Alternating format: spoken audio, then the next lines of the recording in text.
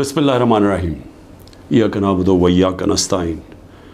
मैं अपनी पाकिस्तानी कौम की तरफ से सबसे पहले जो बजौड़ के अंदर दहशत गर्दी का हमला हुआ, जिसमें अभी पता नहीं चल रहा लेकिन 40 शहादतें हो चुकी हैं और कहते हैं 50 लोग इस वक्त बुरी तरह उस धमाके से वो ज़ख्मी हैं। तो मैं सारी कौम की तरफ से इनके घर वालों के लिए, इनकी फैमिलीज़ के लिए, बच्चों के लिए, इनके बड़ों के लिए, माँ बाप के लिए जो शहीद हुए हैं, हम सब आपके लिए दुआ करते हैं कि अल्लाह आपको हिम्मत दे, ताकत दे, सब्र दे इस मुश्किल वक्त से गुज़रने का, और सारी कौम आपके साथ है। इसके साथ मैं अपनी गवर्नमेंट को जो पैगाम देना चाहता हूँ वो बड़ा आसान है, सिंपल है। पैगाम ये है कि जब सारी आपकी resources, intelligence agencies, security forces, उनका सिर्फ़ एक ही मकसद हो कि मुल्क की सबसे बड़ी जमात, उसको किसी ना किसी तरह ख़त्म किया जाए, हर किस्म के उनके ऊपर केसेस किए जाएं, उनको जेलों में डाला जाए, उनके घरों के ऊपर हमले किए जाएं, उनके लिए उनके रिश्तेदारों का पता चलवाओ, उनकी बिजनेसेस बंद करो और किसी ना किसी तरह इनको ख़त्म करो। जब एक हुकूमत का सारी तवज्जो इधर आ जाती है तो वो कैसे, जो नज़र आ रहा है कि दहशत गर्दी बढ़ती जा रही है, वो कैसे इसका मुकाबला करेगी। देखिए, हमें एक अल्लाह ने सुनहरी मौका दिया था जब अफ़गान गवर्नमेंट गिरी और जो नई हुकूमत तालिबान की आई, तो हमारे पास एक सुनहरी मौका था कि हम इस दहशत गर्दी के ऊपर पूरी तरह काबू पा जाए। क्योंकि हमारा सबसे बड़ा क्या था कि जी, गनी हुकूमत के दौरान 3 डिफरेंट दहशत गर्द ग्रुप्स पाकिस्तान में वारदात करते थे। एक था दाइश या आईसिल, दूसरी TTP, और तीसरा था जो बलोच के लिबरेशन BLA। तो हम उनसे बड़ी कोशिश करते थे लेकिन कोई हमारी मदद नहीं करते थे। तो तालिबान जब गवर्नमेंट आई तो याद रखें कि पाकिस्तान वाहिद मुल्क था जिनके सबसे बेहतरीन ताल्लुकात थे तालिबान से, क्योंकि पाकिस्तान ने दुआ की टॉक्स करवाई, अमेरिकनों को इनके साथ बैठाया, तो सबसे करीब तो हम थे। तो असूलन तो हमें सीधी तौर उसका फ़ायदा उठाना चाहिए था, और ये जो ट्रांजिशन थी जिसमें वो हमारी मदद करने के लिए तैयार थे कि जो TTP को यहाँ सेटल करना था उसमें हम पूरी तरह तवज्जो देते, उनका बंदोबस्त करते कि जब वो यहाँ आना था उस मसले को वहाँ हल करते, और अफ़गान गवर्नमेंट पूरी तैयार थी मदद करने के लिए। लेकिन तवज्जो वहाँ से हट गई, गवर्नमेंट जैसी हमारी गई वहाँ से तवज्जो हट गई, और उसके बाद आहिस्ता आहिस्ता हम देखते आ रहे हैं कि ये दहशत गर्दी बढ़ती जा रही है। 636 एक साल में पख्तूनख्वा में सिर्फ दहशत गर्दी के वाक़या हुए हैं, जिसमें पख्तूनख्वा की पुलिस को सबसे ज़्यादा इसका नुकसान उठाना पड़ा, और उसके अलावा बलूचिस्तान में और वो जो कैंटोनमेंट पे जोब में अटैक हुआ। तो मेरी फिर से दरख्वास्त है कि ये मसला और बढ़ता जाएगा अगर अभी पूरी तरह तवज्जो ना दी और अपनी प्रायोरिटीज़ ठीक करें। ये जो तहरीक इंसाफ है, ये मुल्क दुश्मन नहीं है। जो मुल्क की जो अवाम, जिस 70%, 75% अवाम जिस जमात के साथ खड़ी है, वो मुल्क से ना गद्दारी कर सकती है ना उसकी दुश्मन है। तो उसके ऊपर पूरी तवज्जो दे के और यहाँ नज़रअंदाज करना कि जो एक मसला बढ़ता जा रहा है, तो मैं समझता हूँ कि इससे ज़्यादा जुल्म मुल्क से नहीं हो सकता। आगे माशी तौर पे हमारे हालात उधर पहुँच गए हैं जिधर आम आदमी, तनख्वाहदार तबका, उसका जीना मुश्किल है। बिजली का बिल, जो आज बिजली का बिल दे रहा है, वो सवाल तो ये पूछेगा ना कि साल पहले जब ये तहरीक इंसाफ की हुकूमत थी तो 16 रुपये यूनिट था, तो आज 50 रुपये यूनिट कैसे पहुंच गया? कौन सा इतना बड़ा अजाब आया है कि वो बैग जो 55-60 रुपए किलो था آٹے کا وہ پہنچ گیا 150 روپے کلو پہ. جو چاول ہیں وہ تقریباً دگنے ہو گئے چاول کی قیمت. تو ہر چیز جو یہ مہنگی ہوئی ہے, روپیہ تیزی سے گر گیا. تو پوچھیں گے تو صحیح کہ لوگ کہ ایک تو حکومت بدل کے یہ عذاب آ گیا, اور اس کے بعد جو دہشت گردی ختم ہو گئی تھی, بالکل نیچے چلی گئی تھی, وہ پھر سے بڑھنی شروع ہو گئی ہے. اور اس کے علاوہ کسی کو یہی نہیں پتا کہ اب ملک جا کدھر رہا ہے. نہ کوئی قانون ہے, نہ ملک کی کوئی آئین کی کسی کو پرواہ ہے. عدالتوں کے اوپر علیحدہ پریشر ڈالا ہوا ہے. صرف اور صرف ایک چیز سامنے ہے, کس طرح ملک کی سب سے بڑی جماعت کو ختم کیا جائے. اور کون ختم کرنا چاہتے ہیں؟ 30 سال سے یہ حکومت کر رہے ہیں ملک کے اوپر. 30 سال سے ملک پہ حکومت کر رہے ہیں. ایک دوسرے کو جو کہتے تھے کرپٹ ہیں, چور ہیں, منی لانڈرز ہیں, دونوں کو کہتے تھے ایک دوسرے کو. ایک دوسرے کے خلاف کیسز بنائے, کیسز ثابت بھی ہوئے, ملک سے باہر بھی بھاگ جاتے تھے. اور وہ آج اکٹھے مل کے کوششیں کر رہے ہیں کہ اسٹیبلشمنٹ کے کندھے پہ چڑھ کے کیسے ملک کی سب سے بڑی جماعت کو ختم کریں. اور اس کے اندر ہمارا ملک تیزی سے نیچے جا رہا ہے, مایوسی بڑھتی جا رہی ہے. جب 12 لاکھ پاکستان کے پروفیشنلز ملک چھوڑ کے چلے جائیں, یہ پیسے سے زیادہ, یہ جو ہمارا ڈالر باہر نکلا ہے, کیونکہ یہ اپنے ڈالرز بھی لے کے گئے ہوں گے نا, تو جو ڈالرز باہر جا رہے ہیں وہ علیحدہ چیز ہے. لیکن جو برین ڈرین ہوئی ہے, جو آپ کے وہ لوگ جو کہ سب سے زیادہ معاشرے کی اٹھانے میں ان کا ہاتھ ہوتا ہے, پروفیشنلز کا, وہ جب ملک چھوڑ کے جا رہے ہیں, بزنس مین وہ ملک چھوڑ کے جا رہے ہیں, جو آپ کے ڈاکٹرز ہیں ہاسپٹلز میں, جو اسپیشلٹیز کے اندر جو ڈاکٹرز ہیں, جو اسپیشلسٹ ہیں, جب وہ ملک چھوڑ کے جا رہے ہیں, تو مجھے بتائیں ملک کا کیا مستقبل ہے. اور وہ اسی لیے ہے کہ کسی کو سمجھ ہی نہیں آ رہی ملک جا کدھر رہا ہے, کہ ایک پارٹی کو ختم کرتے کرتے سارے ملک کے ادارے تباہ کر دیے. کسی ادارے کے اوپر لوگوں کو اس وقت اعتماد نہیں ہے. ایف آئی اے کو تو لگایا ہوا ہے کہ جی کسی نہ کسی طرح پکڑو عمران خان کو اور یہ پی ٹی آئی کی لیڈرشپ کو, کسی طرح سائفر پہ پکڑ لو. یہ نہیں پتا کہ سائفر جتنی سائفر پہ بات ہوتی ہے تو ساری انگلیاں ان کے اوپر آتی ہیں. یہ جو آج اقتدار میں بیٹھے ہوئے ہیں, یہ ساری انگلی ان کے اوپر اٹھتی ہے. اور اب تو نون لیگ کے ڈیفنس منسٹر نے بھی کہہ دیا ہے کہ جنرل باجوہ نے تو ہمیں پہلے سے بتا دیا تھا کہ میں یہ گورنمنٹ گرانے لگا ہوں. اس نے تو یہ کہا ہے کہ اگر کرونا نہ آتا تو یہ تو 1 سال کے اندر گورنمنٹ گر گئی تھی ہماری, اور پنجاب تو وہ پہلے گرانا چاہتے تھے. اس کے بعد کہتے تھے تم سینٹر بھی لے لو.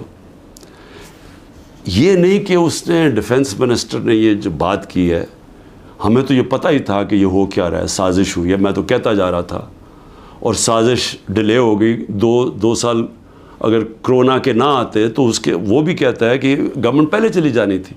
تو ہمیں تو یہ پتہ تھا کہ سازش ہوئی ہے.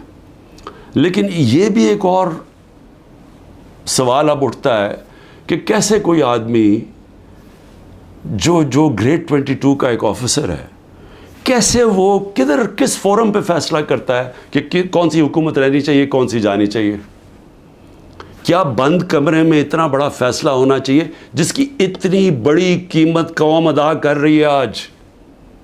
آج جدھر ہم پہنچ گئے ہیں, آج پاکستان کے حالات ہیں, اندر سے لوگ باہر جا رہے ہیں اور باہر سے لوگ پاکستان کو اب کس طرح دیکھ رہے ہیں. تو جب اس طرح کے حالات ہوں, کیا ملک کو صرف یہی کام کرنا چاہیے کہ کسی نہ کسی طرح جو عوام کی آواز بند کی جائے. پہلے الیکشن اناؤنس ہوئے 14 مئی کو, پنجاب کے الیکشنز کانسٹیٹیوشن کے مطابق. سپریم کورٹ آرڈر کرتا ہے, گورنمنٹ مانتی نہیں ہے. اسی وقت مجھے ویسے افسوس سے کہنا پڑتا ہے کہ سپریم کورٹ کو اس وقت اپنی ریٹ قائم کرنی چاہیے تھی. ہمیں افسوس ہے کہ انہوں نے اس حکومت کو آئین کو توڑنے کی اجازت دے دی. جب آپ نے ان کو کوئی ایکشن ہی نہیں لیا تو اس کا مطلب گورنمنٹ اور تو چوڑی ہو گئی. اب تو کھل کے کہہ رہی ہے کہ اگر سپریم کورٹ فیصلہ بھی کرتا ہے ملٹری کورٹس پہ ہم مانیں گے نہیں, کیونکہ اب تو ان کے لیے تو پاکستان اب جو طاقتور بیٹھا ہوا ہے وہ فیصلہ کرے گا آئین کا کون سی شق ماننی ہے کون سی نہیں ماننی. تو میں صرف اس کا یہ آگے بڑھنے سے پہلے یہ جو جنرل باجوہ کی باتیں اب سامنے آ رہی ہیں، کئی ایسی باتیں ہیں جو میں اس لیے نہیں کرتا، میں اپنے اداروں کو نقصان نہیں پہنچانا چاہتا، لیکن جو یہ جس طرح انہوں نے ایک سازش کر کے گورنمنٹ گرائی اور کیسے وہ ملے ہوئے تھے دوسروں کے ساتھ، یہ جو پی ڈی ایم کے لوگوں کے ساتھ کیسے ان کے رابطے تھے، اور کیسے انہوں نے جو سب سے بڑا ظلم کیا کہ احتساب کا عمل ختم کیا. احتساب یاد رکھیں کہ جو کرپشن کیسز تھے، میں بار بار کہتا ہوں 95% ہمارے پہلے کے کرپشن کیسز آ رہے تھے، ہمیں وراثت میں ملے تھے، ہم نے نہیں بنائے تھے. میرے اوپر تو آج 200 کیسز تقریباً ہو چکے ہیں چند مہینے کے اندر.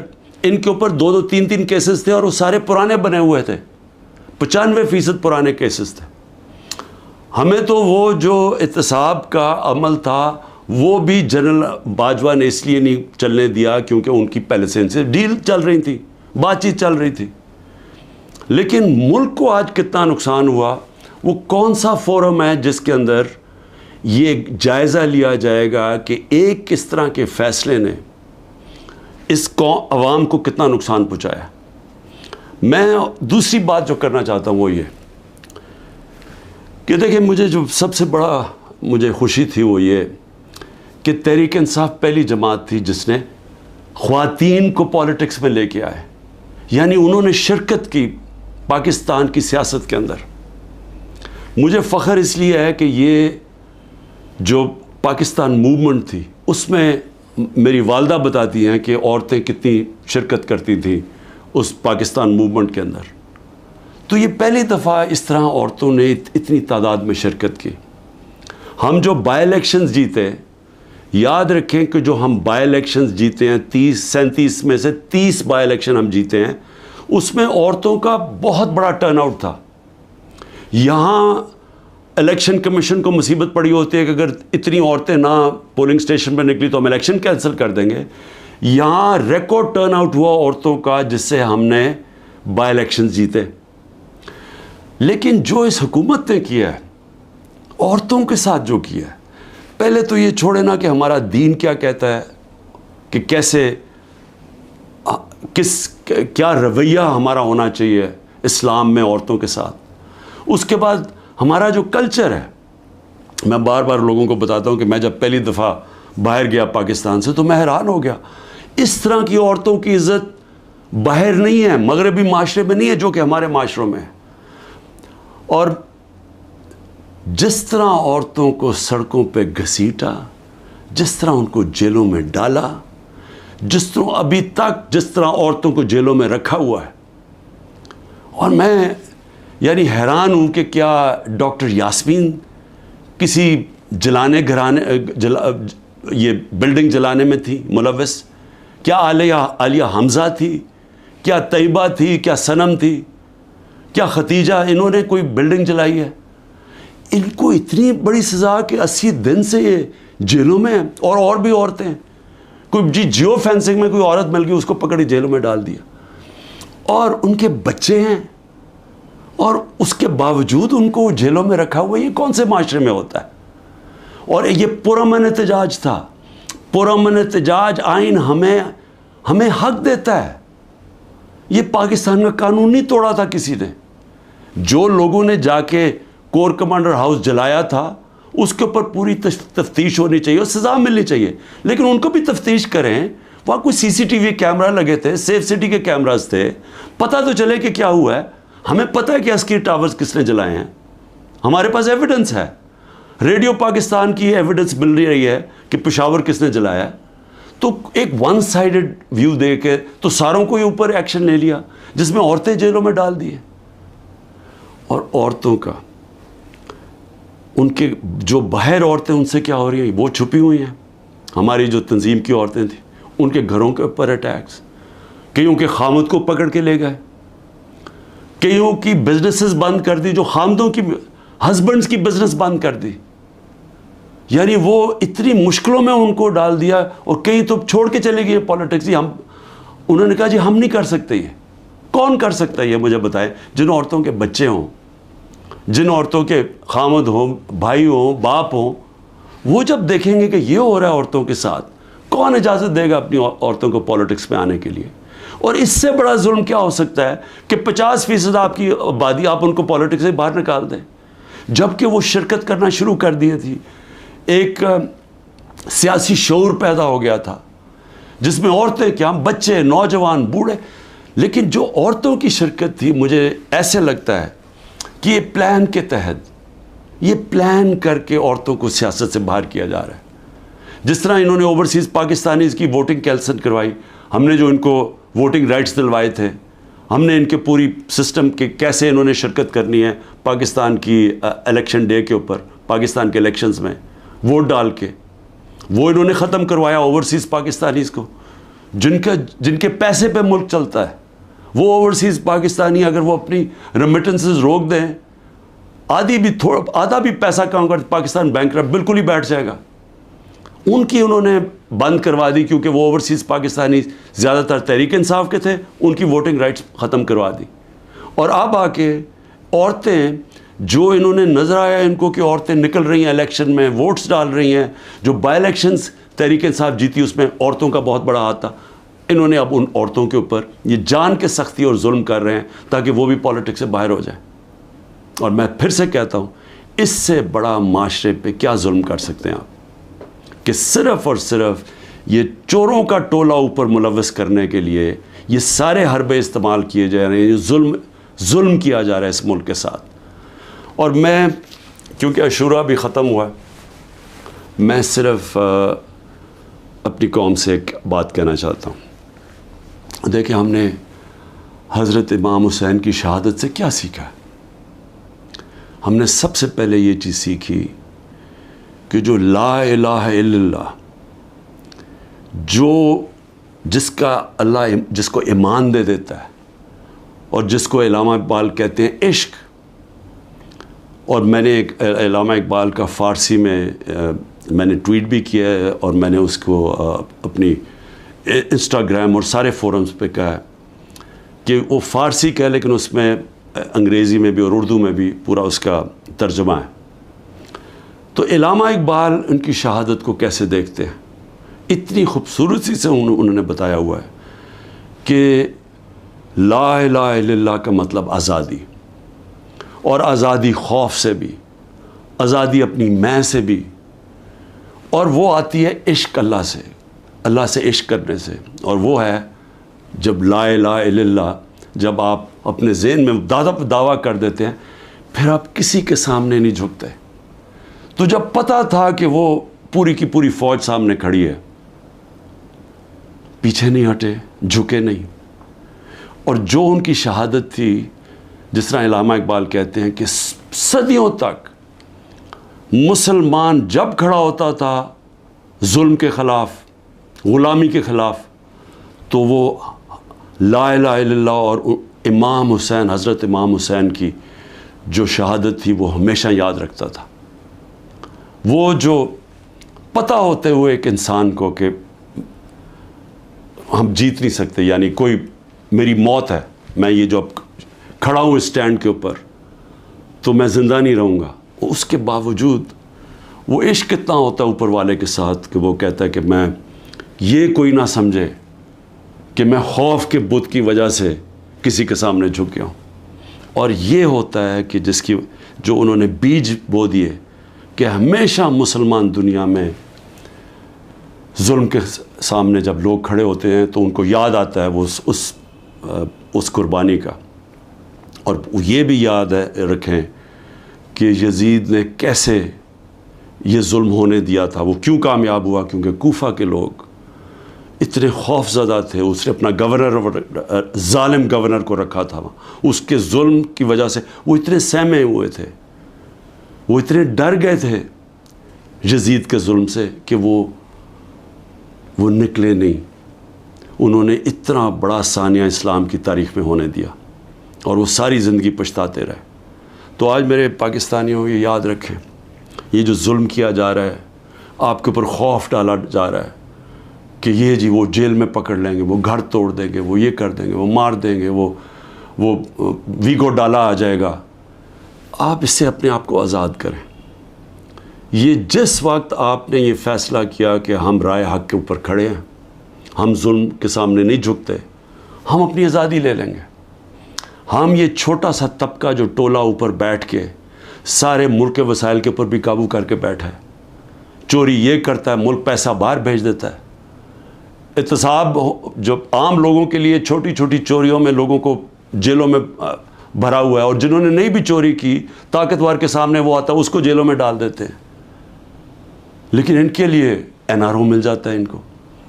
اگر ان کے ظلم کے خوف کی وجہ سے ہم ڈر جائیں گے تو ہمارے سامنے بدترین قسم کی غلامی ہے.